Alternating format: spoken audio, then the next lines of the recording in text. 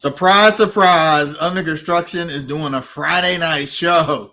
What is the special occasion? Normally we would only do this on draft night or something like that. No, the special occasion is the Charlotte Hornets actually won a game and they beat the Toronto Raptors in a dominating fashion, completely eviscerating them 125-93 in a game that wasn't even as close as the score would indicate, which I know sounds crazy considering that's a 30-point win, but it was in danger of just getting completely 100% out of control there for a little bit.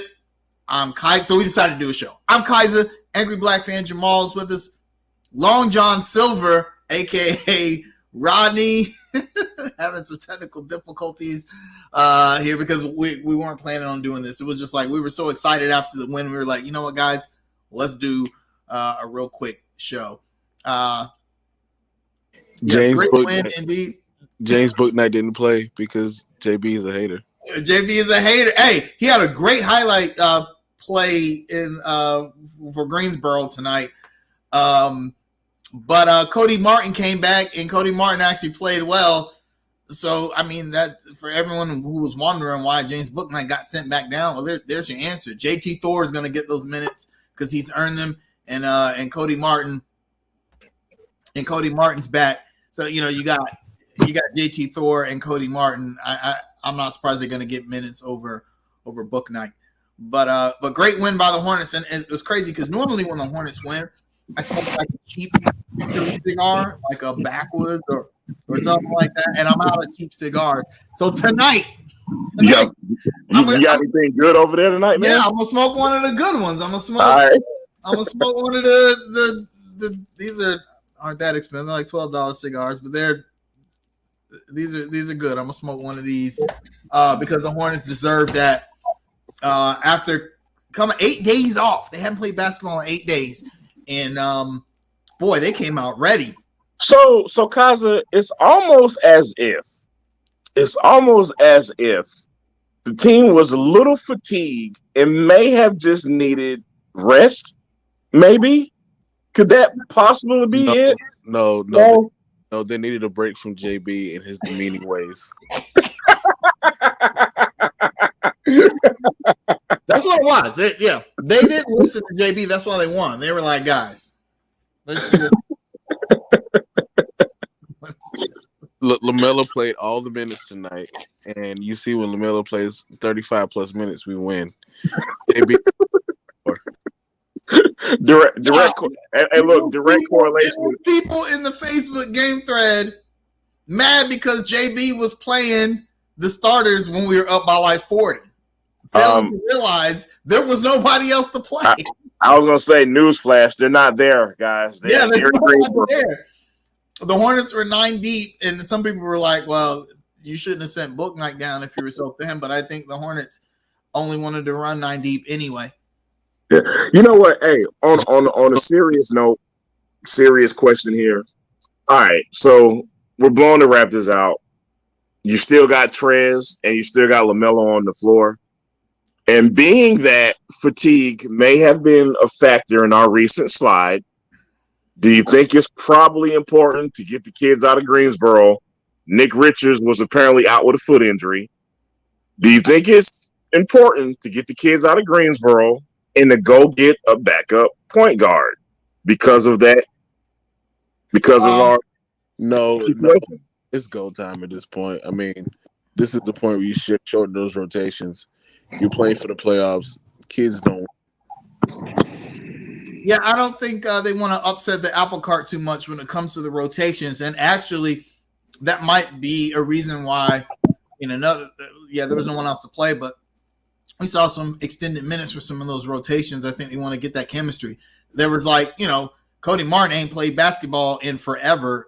And as Eric Collins noted, he had not played with Montrezl Harrell yet, and there was obviously some miscommunication in with those two.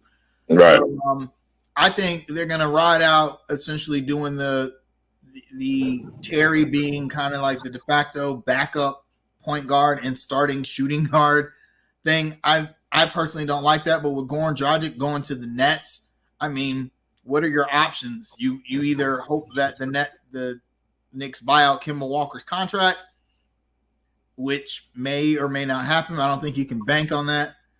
I think they just roll what they got. Yeah. Long John Silver, what were you saying? His mic got cut off. I was saying that you don't play the kids. You just play what you got until Gordon Hayward's come back, and then you kind of find a way to integrate him back into the system. I mean, it's go time. I mean, it's the actual time for experimentation is over. You got 21 games left after this. You have a nice chance to get on a 2-game winning streak before Milwaukee comes here on Monday night. So, yeah, don't worry about playing the kids. Play your best players. Play to win. Yeah. Guys, are you surprised by tonight? I am more surprised by the Raptors than the Hornets. Fair. Yeah, I felt like the Hornets would come out well rested and play well, but the Raptors are a good team, and I figured it would be a close game. I think you and I picked them to win this game last week on Under Construction, but I didn't think it would be like this. I'll say this, man. Some encouraging signs for this game. Was I expecting a 32-point blowout? Hell no, absolutely not. But there were some very encouraging things with this game specifically. Number one, Gary Trent didn't look like Kobe Bryant against us. We held him to 12 points. The All-Star, Mr. Fred VanVleet, we only held him to 8 points in 29 minutes and played some really good perimeter defense on VanVleet this game. Siakam was only 3 for 13 with 8 points. Nobody checked Scotty Barnes, but being that we won by this wide margin, it was a non-factor, man. But I think what I'm more impressed with was the energy and the consistency. Any little run they had, we withstood it. We were consistent. We played defense the entire game, and I just think those are encouraging signs, man. You know, if you look at the box score, if you didn't see the score, but you just looked at the box score, you know, and didn't do the math, you would not just immediately at a glance think that the Hornets won this game going away. The starters didn't put up like big numbers. Terry Rozier was the only starter that was over 20 points. He had 23 in the game, but LaMelo Ball only 13 points. Miles Bridges only 11 points. It was essentially the bench. Montrezl Harrell, Kelly Oubre, and Terry Rozier did their thing, and But I said that to say that the defensive intensity was what won the Hornets this game. Right. Even though they shot the three well, 37%, but they were playing well on defense. They still suck on the interior. Like pretty much, if it's clear that teams are like, okay, we're just going to attack the Hornets in the middle. That's why Scotty Barnes had 1 million points. But right. I feel like the effort was there, and it showed against Fred VanVleet and Pascal Siakam. Mr. Long John Silver, you were saying. I was saying that their intensity was there from start to finish defensively. All it takes is a lot of effort. And if they continue to play with this effort, I expect for them to finish what I said, 42-40. I mean, they're right on pace, man. Like, you know, we've made mention of the predictions, man. I think the mean for all of us was around 43 wins. And again, they're right on pace for that. I think the Hornets are going to really get us excited again. I don't know exactly where that's going to lead. I foresee somewhere within this remaining schedule, there's going to be a 4 or 5 game winning streak in there somewhere. We're going to get really excited again. But I'm sticking to the mean of what we all predicted. Around 42, 43 wins. I agree. And let's not forget about Mr. Mason Plumlee crossing over cats and dunking on them. I just had to make mention of that play, man. I'm sorry. I don't want to dive in deep into this, but I have a bone to pick with Mitch Kupchak. What is that, sir? And LaMelo's not the best player. Let's talk about that. I'm glad you brought that up, sir. Let's talk about that. I don't think LaMelo is the best player. No, I'm gonna say this. I think LaMelo's the best player, and Gordon may be the most important for the team. And I think that the best ability is availability, and bruh just has not been available for the past 2 years. And he, I understand what he was saying, but I don't agree with that sentiment. I think Miles and LaMelo is better than Gordon Hayward on the floor. Okay, here's where I stand. Both of y'all make very fair points. To me, it's semantics. I think this is a tad bit overblown, but here's where I stand on this.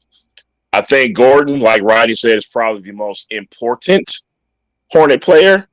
I think LaMelo is obviously the best talent, and I think Miles is the most productive.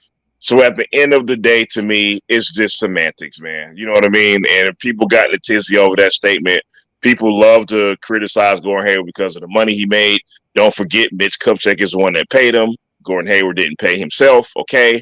But at the end of the day, it's semantics, man. And I'm glad we got a win without him for once, because the record without him is proof that he's pretty important. Let me ask you guys this. Is it easier to win games without LaMelo Ball or without Gordon Hayward?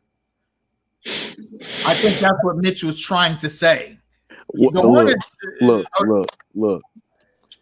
Mitch Kupchak better start appreciating LaMelo Ball before he leaves to go to LA and fulfill the prophecy of the Ball brothers. Once LeBron retires, it's a Ball show. I agree with that statement, actually. No, we've said numerous times they got to do right by Melo, or when it's time for him to go, he should go. Yeah. No, I mean, and the thing is, man, I not to belabor this point, we got to get back into this game, but I said last week, man, LaMelo's going to be the face of this league in very shortly, maybe the next 2 or 3 years. LaMelo's going to be the face of the league, man, and Mitch Kupchak has his work cut out for him as far as putting a really good product and a really good team around him. So I agree. Guys, what were your thoughts particularly on I want to ask about PJ Washington, because I was pretty critical of him last week, man. I don't think, he hadn't been hitting his shots along with a lot of other people, man. How do you grade his performance tonight, man? 13 points, 5 rebounds, 3 assists, 2 steals, 2 blocks. A minus. Paul was really good tonight. It looked like he was playing for that paycheck because he has to play child support, and he was trying to secure his NBA future. But real talk, this is around the time where it's kind of make or break for a lot of these guys where they carve out their identity in the NBA. Right. It's his 3rd year, and so I expect a mini jump to be made. And to be honest, he's kind of made that mini jump this year, just being more consistent. I'm gonna give him a B. Offensively, he was okay. He actually didn't shoot the ball very well, but defensively, he did a great job on Pascal Siakam, and that was a big point of the Hornets winning the game. If Siakam or Fred VanVleet get on, then it's a tough game for the Hornets, and they never got into a rhythm, and the Hornets were able to run away with it. So I still don't like him kind of being comfortable with this catch and shoot role. I don't like. He only shot 3 for 9 for 3. To me, 9 3-pointers is way too many 3-pointers for PJ Washington to beat you. I'd like to see that number closer to 5 or 6. I'm with you on that. Yeah, I'm with you on that. Yeah, and I also want to give props to Kelly Oubre tonight, man. Like, how refreshing was it to see him hitting shots tonight, man? Windmill dunks, all kinds of crazy stuff from Kelly. Hey, man, I was concerned that he was reverting back to Golden State Oubre. And I'm seriously. And I'm like, maybe we need Malik Monk back, but I'm with Kelly. Shout out to Kelly Oubre, whose windmill dunk was better than any dunk that I saw in the dunk contest last weekend, man. 8 for 14, 5 for 10 from 3, man, 23 points tonight. We always say this. I feel like we say this all the time, man. If we can get that Kelly Oubre, but I'll say it one more time. If the Hornets can get that Kelly Oubre down the stretch, man, I think we're in pretty good shape. Yeah, I mean, you can't depend on him to get to shoot 5 from 10 for 3 every night. However, but I don't think the Hornets even need that from him because LaMelo, Miles didn't have like great offensive performances. So as long as you get some consistency from Kelly Oubre, even just a little bit, I think the Hornets will be great down the stretch. I want to talk about Montrezl Harrell. Wait, before you do, Mr. Joseph Wilson brings up a really good point that we got to talk about. What do y'all think about Mr. James Bouknight being sent down to Greensboro tonight? I'm gonna say this: the coaching staff knows more than we do. They see him every day, right? They see him every day, and I'm gonna just leave it like that. I'm gonna just leave it like that. No, Rodney. I ain't letting you off the hook that easy, bro. I'm gonna ask you one more follow-up question. Is this turning into Malik Monk 2.0? No, because I don't think that this front office will let it get to that point. Right. They've learned from Malik, hopefully, but I think he'll have more of a role next year. But I know it's difficult for him because he wants to play and all, but it's just time to soak it up and learn. Yeah, Kaiser, what you got? Cody Martin's back, so that's the first thing I thought. Please, Hornets fans, I know James Bouknight is a shiny new toy, but he's not better than Cody Martin. I'm sorry. I know Cody Martin hasn't been playing well since COVID, but Cody Martin is a guy who has put in the work and has earned his minutes and his spot on the roster by his play on both ends of the court. I wish I had some church organs right now, but you got to give Cody Martin his minutes. Also, J.C. Thor has earned his minutes in his current role on the roster based on his play in the last few weeks. So if you keep Bouknight, I mean, they could have not sent him down to Greensboro, but I think they knew, look, we're only going to run 9 deep tonight. Cody Martin's back. We want to give JT Thor's minutes. If we keep James Bouknight here, he's not going to get any minutes because trust me, they weren't planning on blowing out the Raptors by 40 points. So you send him to Greensboro, you let him get some run because the Hornets have not played ball in 8 days. They've had 8 days off. You got to get it. Why would you let him continue to be out of basketball shape? You send him down to Greensboro, you let him get some run, you let him get some air, and as long as he gets back into basketball shape, and then you bring him back and you try and fit him into the rotation. Let me ask you a question. Cody Martin was pretty bad at basketball before he was out. That's a fair point. Absolutely was. And why does he get more leeway than Bouknight? I mean, listen. I got one word for that answer, but go ahead. Start with an R. I'm gonna say this. To me, Cody Martin's defense is overrated, and I'm looking at Bouknight on the floor. He can provide another offensive option, especially when we were slumping going into the break. But I mean, it's I don't know. I mean, I guess Coach has his favorite, but I'm not that high on Cody Martin. I mean, the consistency, especially before he got injured, was just not there. It just wasn't there, and I'm not going to sugarcoat it. No, and Ronnie, that is more than fair because Cody Martin was definitely stinking it up before he ultimately went out with injury. But here's why I think he has earned more minutes than Bouknight. And I probably just said it. He earned more minutes than Bouknight. Now, is he the defensive stopper that everybody thinks he is? I'm kind of with you on that. He's not. He puts the effort in, and I think JB is always going to go with guys who put the effort in defensively. James Bouknight doesn't do that. Is James Bouknight more talented than Cody Martin? He absolutely is more talented than Cody Martin. But I just don't think that with Bouknight's maturity issues and proving that he needs to be in the lineup, I don't think he's done it yet. And to be fair, when Bouknight did get his shot, albeit a short sample size, it wasn't impressive. I mean, he didn't really do anything when he was in the game. And I think because of that and because of Martin consistently giving you effort on defense, it's probably why we're seeing more minutes out of him. I'll just put it this way. The Hornets destroyed a team that everyone would say was better, and James Bouknight was an hour and a half north. I mean, we didn't. Well said. We're not missing him. I hope he's able to have a bigger role, especially in the upcoming seasons as Gordon Hayward probably moves on and maybe Terry takes a lesser role. But right Kaza, I think me and you differ on this point. We've discussed this before. At some point, I don't know whether that's this upcoming offseason, whether it's the next season or not. I stand by this statement, dude. The Hornets brass are gonna have to make a choice between Cody and James Bouknight. That's gonna come to a head, dude. You can't.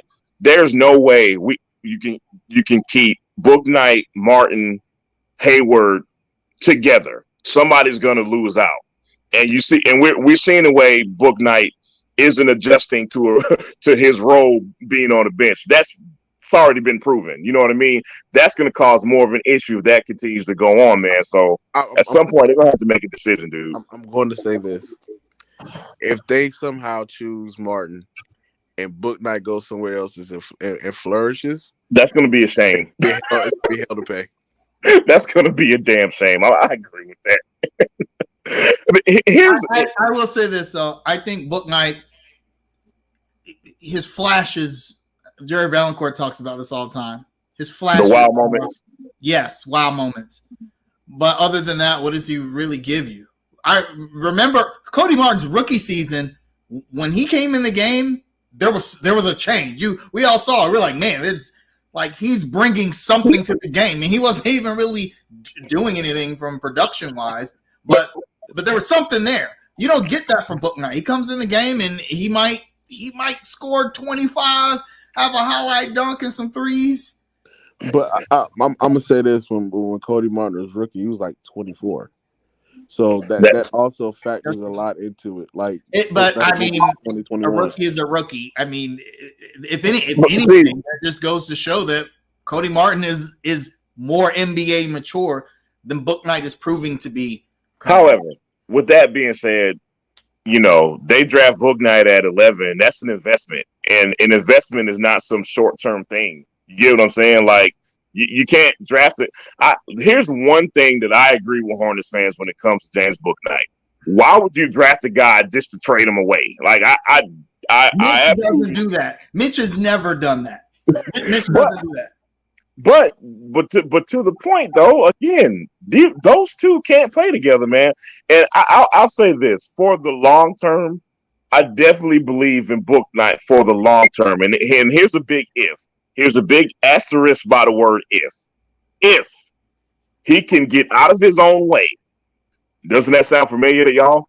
If he can get out of his own way and get over his damn maturity issues, sky's the limit for that dude. But that is a big if. Like I said, I believe in him more in the long term than I do Cody Martin. I'll leave it at that. This kind of reminds me of like when Dwayne Bacon was playing over Malik Monk at the beginning, and eventually like the talent won over once Malik kind of put it together.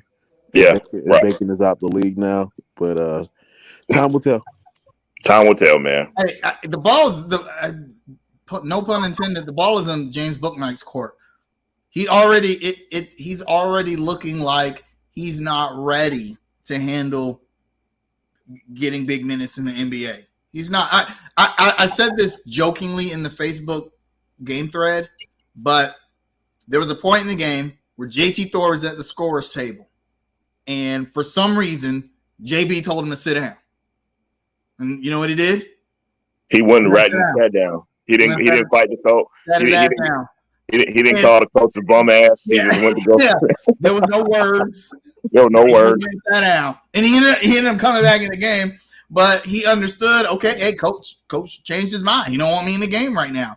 Which before that was apparently a point of contention with James Bouknight. He rolled with the punches. Speaking of JT Thor, man, let me ask y'all this question because I think we all agree on this. Mr. Jalen McDaniels. Yeah, that's right. Okay, this is gonna be This is almost like the situation we just talked about. Who are you gonna get? Who you give the minutes to? Because we know that JB loves Jalen McDaniels. I can see why we don't share that same love, but I know why he likes Jalen McDaniels. But you look at JT Thor's production and you look at his potential.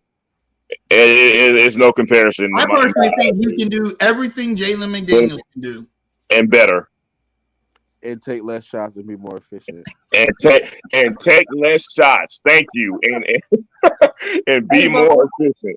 When he comes back, when Jalen McDaniels comes back, I don't know what's JB gonna do. He's not just gonna. I don't think he's just gonna, close the door on Jalen McDaniels. All right, guys. We kind of intended this on being a short show, so I'm going to throw y'all a curveball real quick, man. And this is a Panthers question, since we're going to wrap it up in a few minutes. What are your thoughts on our Carolina Panthers reaching out to Kirk Cousins?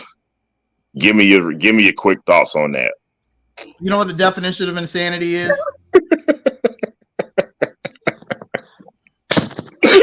Rodney, what you got?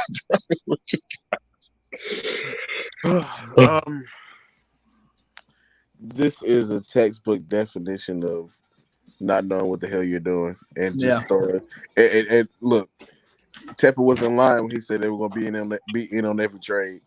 I mean, good Lord, man!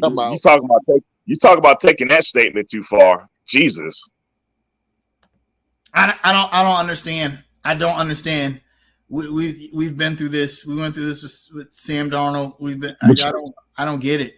You know what the really sad part about all this is that if Kirk Cousins ended up on his team, you know what the sad part is? It would be a damn upgrade.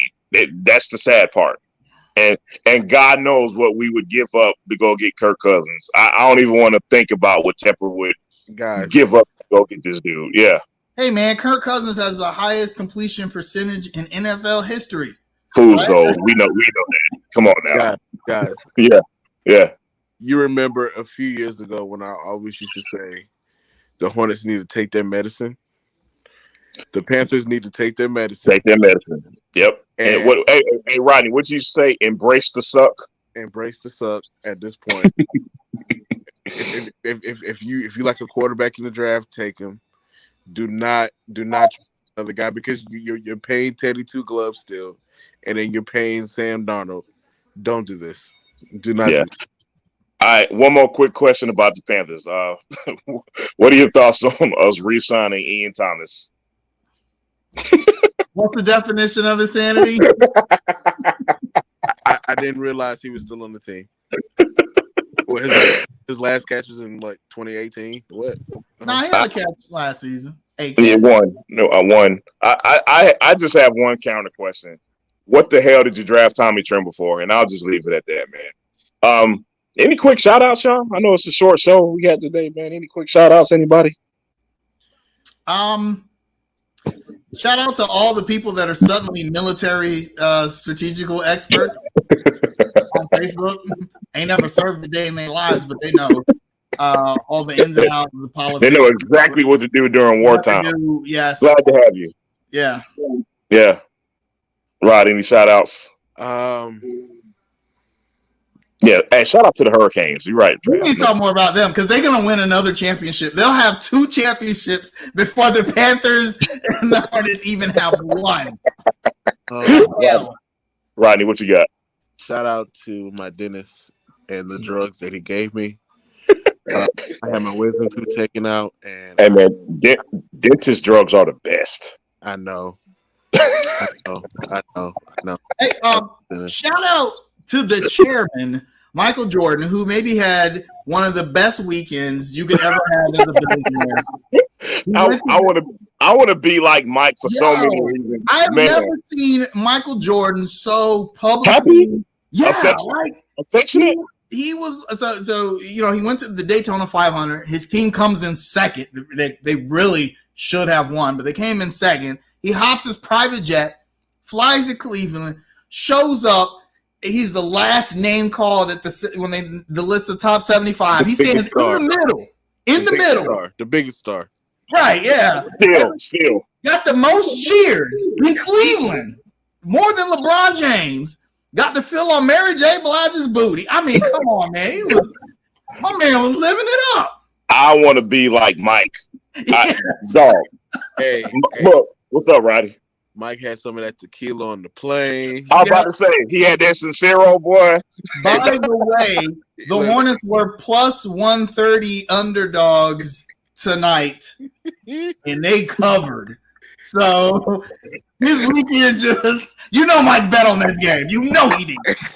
Hey, man, look. You're not supposed to say that on air, Kaiser. Hey, Mike had some Anita Baker playing on the plane. Some Kenny Lattimore. The little head was nodding. Look. Hey. Look. He changed out them baggy jeans and put the suit on and was swagged out this weekend, man. That's a hell of a weekend, man. Shout out to everybody in the chat that joined us on this random Friday night, man. We appreciate y'all coming through, man. Our hearts are with everyone in Ukraine right now, man. War is stupid. I'll just leave it at that. I won't go into any big spiel. Just war is dumb. Everybody, man, continue to laugh, live, love, all that good stuff, man. Y'all have a great weekend. We will see y'all not this Sunday, but the next Sunday. We'll see y'all then. Thank y'all for joining us once again, man. We'll see y'all later, y'all. War is not the answer. Something, I forgot the words. Only love can conquer it.